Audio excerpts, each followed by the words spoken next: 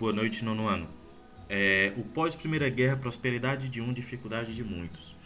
Quando ele fala prosperidade de uns, ele está falando uns poucos. Dificuldade de muitos, claro, que era a maioria, era a rapaziada mais pobre. Tá? A Primeira Guerra Mundial ela foi de 1914 a 1918, ou seja, 4 aninhos ali. Tá? E a maior parte das pessoas que moravam na Europa sofreu perdas com o conflito, porque, gente, foram milhões de mortos. Teve cidades em que desapareceram do mapa porque elas viraram palco de batalha, tá? E isso fez com que elas literalmente deixassem de existir junto com sua população, tá? Então milhões de pessoas morreram ou ficaram adquiriram ali alguma determinada deficiência, questão da mobilidade, porque foram vítimas, tá? Perderam uma perna, um braço, ou ficaram paraplégicos, etc, tá? E além do mais, não só isso, como a economia desses países também ficou meio desorganizada.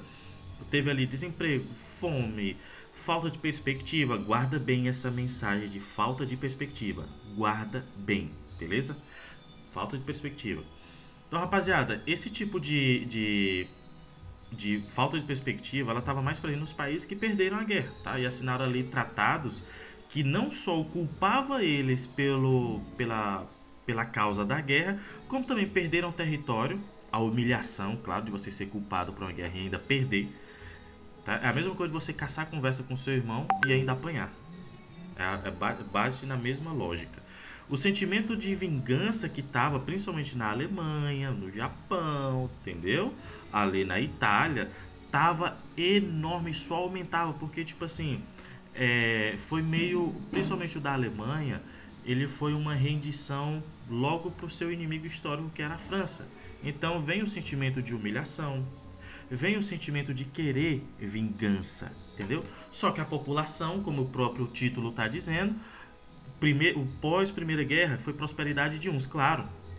As pessoas mais ricas, no meio da pobreza, ela conseguia sobreviver. Não só isso, ela conseguia aproveitar o baixo preço dos produtos estrangeiros e comprar também os produtos nacionais. Ela comprava tranquilo, porque ela era rica. Então teve prosperidade da parte dela. E quando falamos dificuldade de muito, porque claro, ninguém tinha esse poder aquisitivo. Não era todo mundo, era apenas poucos. Então essa dificuldade de muitos era de 90% da população, ou mais. 90% eu chutei baixo, tá? Eu chutei baixo. Então o que acontece?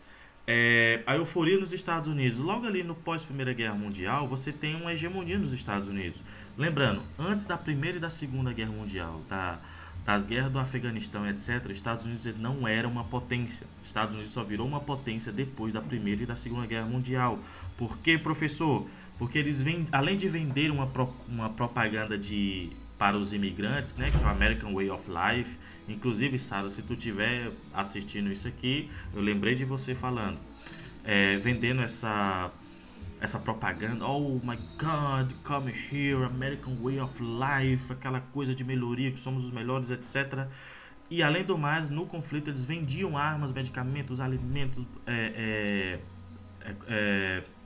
suprimentos para todos os dois lados. Então ele conseguia lucrar dos dois lados que estavam no conflito. E quanto mais tempo a guerra durasse, mais prosperidade para ele, pois eles estavam vendendo para os dois lados, tá? E existia esse tipo de propaganda do American Way of Life, estilo de vida americano, que o nível de felicidade das pessoas podia ser medido de acordo com os bens materiais que ela tinha.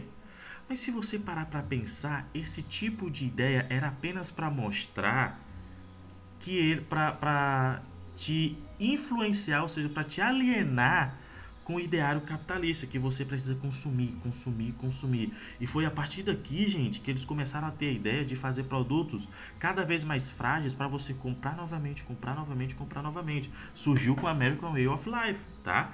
Então, por meio desse tipo de propaganda, também tinha filmes que engrandecia, enaltecia muito os Estados Unidos. E daí, rapaziada, a Hollywood surge nesse meio como uma espécie de propagação de valores estadunidenses para o mundo, entendeu? Então é muito comum até hoje vários países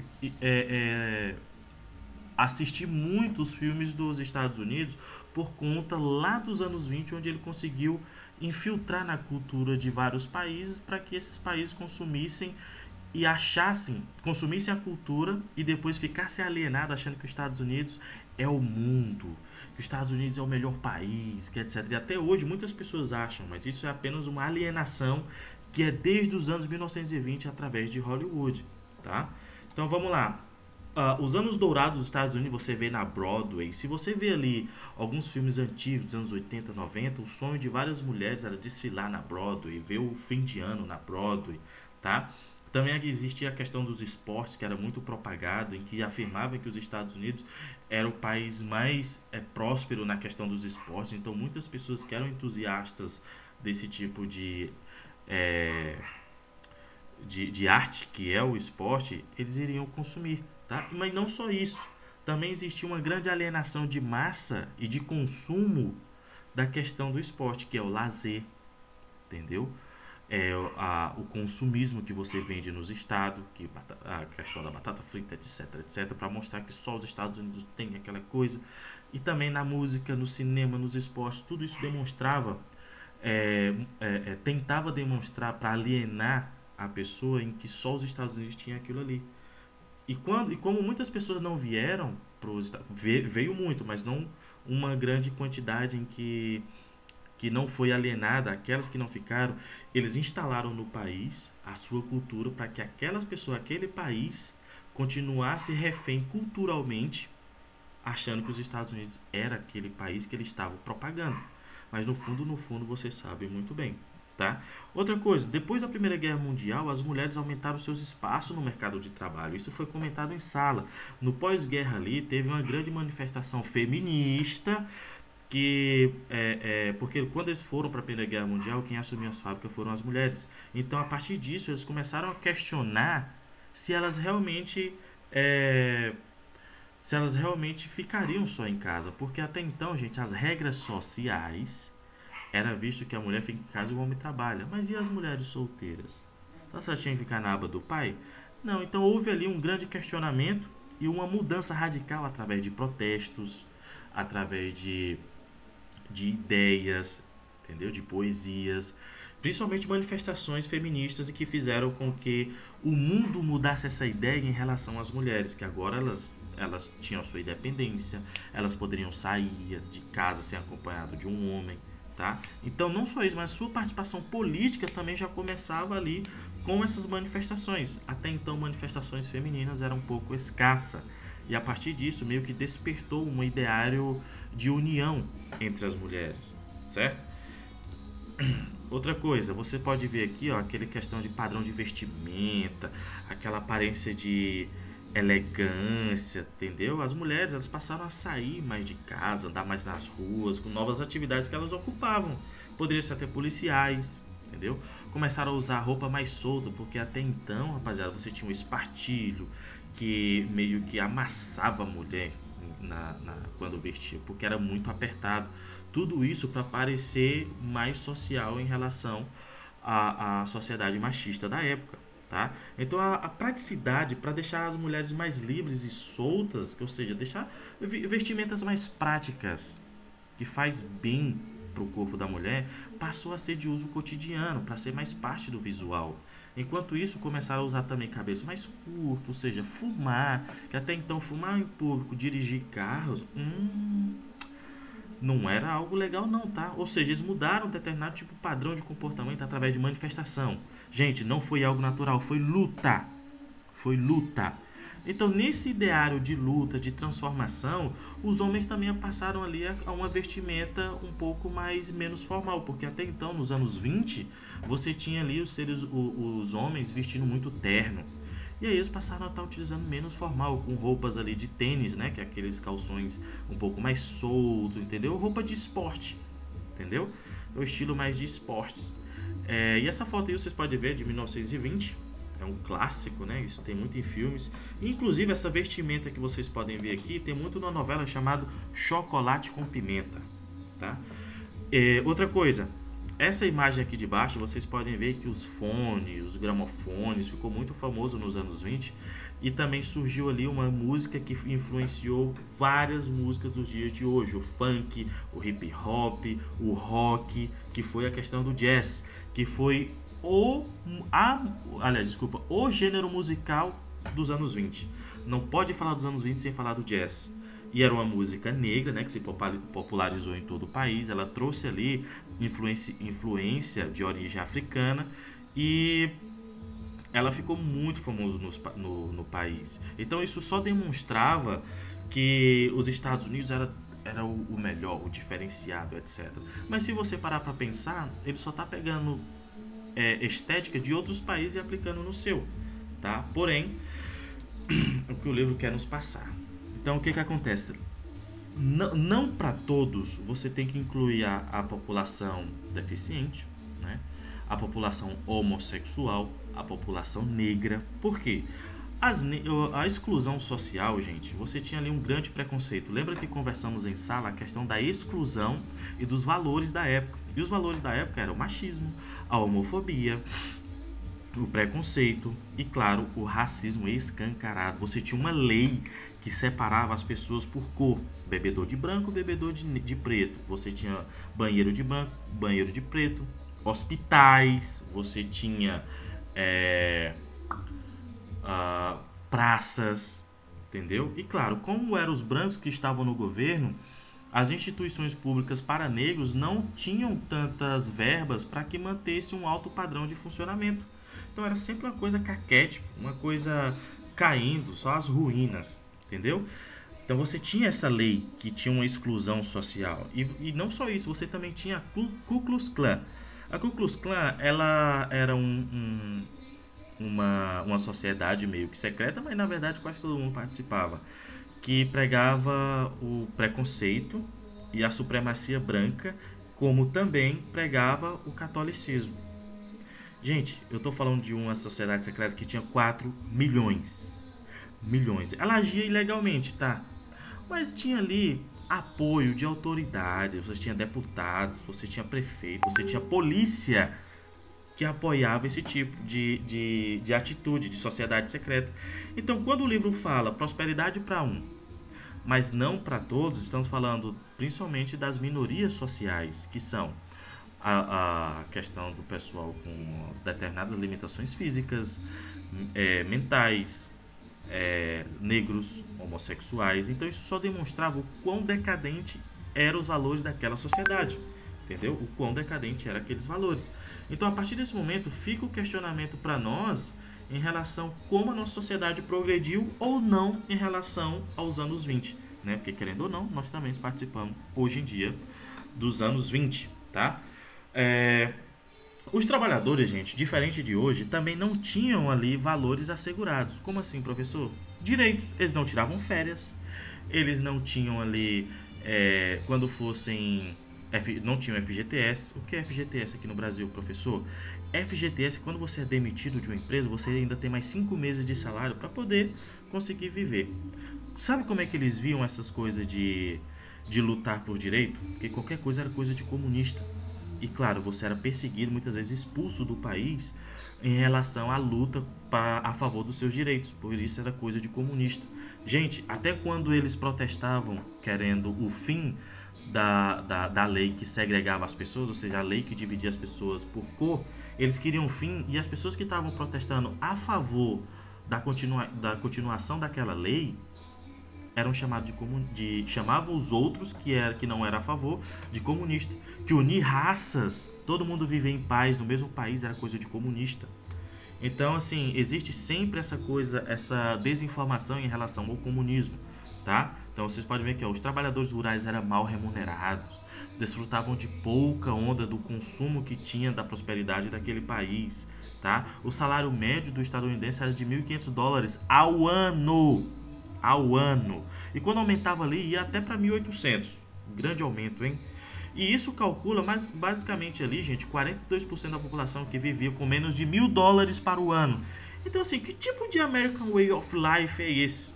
Que tipo de propaganda enganosa é essa que está sendo divulgada? Entendeu? Se existe um estilo de vida americano onde a felicidade poderia ser medida pelo tanto de bens, por que quase metade da população vivia na miséria? Tá meio errado, tá mal contado. Essa coisa aí tá mal contada, meu bom. Então, outra coisa, Ele ficou muito famoso nos anos 20, que deu muita briga, foi a questão da lei seca, tá? Isso ali já no início do século XIX, né? O que acontece? Voltou a ser discutido ali nos Estados Unidos, gente, a questão da escassez do álcool, porque houve muita necessidade de racionar alimentos por causa da Primeira Guerra Mundial, né? Que era o trigo, os cereais, que era utilizado ali, também era utilizado para bebidas alcoólicas, mas o trigo e a cevada, ele também é utilizado para alimentação, né? Então, ali em 1920, alguns grupos que eram conservadores, eles condenavam o uso de álcool e conseguiam aprovar a lei que proibia a fabricação. Porque não, você não vai beber porque tem que racionar alimento para os soldados. Mas, gente, a guerra já tinha acabado, então para quê? Então, só demonstrava que esses conservadores queriam impor valores de suas religiões, nesse caso o cristianismo, que era o mesmo cristianismo que estava apoiando o Ku Klux Klan. Lembrando, quando eu falo cristianismo dessas épocas, é um cristianismo em que está totalmente deturpado da real palavra da Bíblia, tá? Existe uma grande diferença entre a religião católica de hoje com a religião daquela época, tá? Então, a partir desse momento, não vamos praticar o anacronismo. Anacronismo é quando eu explico uma coisa de hoje utilizando, aliás, quando eu tento explicar algo do passado utilizando referências de hoje. Isso não pode, porque são diferentes olhares, beleza? Então, o que acontece? Essa proibição só abriu espaço para o contrabando ilegal, a formação de gangues, máfias. Inclusive, Al Capone era o rei dessa questão da lei seca. Ele traficou demais, entendeu? Essa lei ali, gente, ela durou 13 anos. Vocês podem ver que quando eles encontravam um barril, o delegado tá logo em pé junto com o seu policial, eles derramavam tudo. Tu imagina a tristeza dos bebum que estavam olhando isso cair. Era triste, né? Enfim. Então, gente, a bolsa de valores, como é que funciona? Você tem ali uma especulação de valor. Se for alto, você consegue ter uma graninha ali no seu bolso. Se for baixa, bom, infelizmente, você, além de pobre, você ainda vai perder suas coisas, tá? Então, ainda hoje é utilizado. Só que lá naquela época era um boom. Se quando a empresa ela tinha uma alta na bolsa de valores, não era uma alta, era uma altíssima. E quando era baixa, era baixíssima. Por quê? Porque havia muita inflação no país, entendeu? Então muita gente conseguiu ficar rico, mas nem todos. Teve gente que conseguiu ficar rico e teve outros que conseguiram ficar mais pobres. Então, essa ideia que você conseguia ficar rico na bolsa de valores só contribuiu para a propaganda enganosa do American Way of Life, tá bom? Então, a bolsa de valores foi uma grande alienadora na questão do American Way of Life, porque acreditava que todo mundo poderia ficar rico. Olha que coisa! Fim da década do otimismo. Então, assim, eles passaram 9 anos nessa ideia de propagar o American Way of Life, porque chega a crise de 1929. Porque dentro desses 9 anos, de 1920 a 1929, eles estavam produzindo tanto produto, que chegou a um ponto que eles não conseguiam vender. Então isso causou uma crise de venda, porque ninguém queria mais comprar. Por quê? A bolsa de valores deu quebra, deixou a rapaziada tudo pobre, ninguém tinha dinheiro para comprar nada. Gente, 90% da riqueza nacional, 90% da riqueza nacional era pertencente apenas a 13% da população. Ou seja, pouca gente tinha muito dinheiro e muita gente tinha nada de dinheiro. Então, assim, a rapaziada que não tinha nada de dinheiro, que era a maioria, não comprava nada. E o governo, as indústrias, produziram demais para vender. Então isso causou uma crise no país. Uma crise que ela foi resolvida através do New Deal. O New Deal ela foi posto basicamente o seguinte: um presidente, o governo, ele contratava uma empresa privada para abrir um buraco. Aliás, não, desculpa, o contrário. O governo abria um buraco e contratava a empresa privada para fechar o buraco. Para que isso, professor? Porque o governo, pagava, a empresa privada pagava os seus funcionários, os funcionários compravam comida e vinha imposto para mim. Ou seja, isso fazia com que o dinheiro girasse na mão de muitas pessoas e reacendesse a economia. Sacou a ideia? Eu abro um buraco, contrato uma empresa, ela tampa o buraco, os funcionários trabalham, recebem dinheiro, pagam seus impostos que vêm para mim sacou? Compram alimentos que tem mais impostos e vem para mim, e eu consigo arrecadar dinheiro, sacou? Então isso fez com que reacendesse a economia dos Estados Unidos. Ponto. Vamos lá. O Brasil não escapou da crise de 1929. Gente, por mais em que muitos países não participou diretamente na Primeira Guerra Mundial, mas ele conseguiu ser afetado por ela. Como, professor? Porque nós tínhamos o ideário capitalista dos Estados Unidos. Então, se ele entrou em crise, todos os outros países que tinham o ideário capitalista e que tinham acordo comercial com os Estados Unidos também entrou em crise. Nós vendíamos o café para eles. Então, o que acontece? Sabe o que o nosso presidente da época, Getúlio Vargas, fez? Tacou fogo no café. Por quê? Porque você diminuindo o café, você aumenta a procura. Ou seja, aumentou a procura, eu aumento o preço do café. Por que eu aumento o preço do café? Porque tem pouco. E se tem pouco, ele vale mais. É regra do capitalismo. Se algo ele é exclusivo, ele é escasso, ele vale muito. É por isso que o ouro vale caro. Por isso que vale muito. Por isso que o diamante vale muito.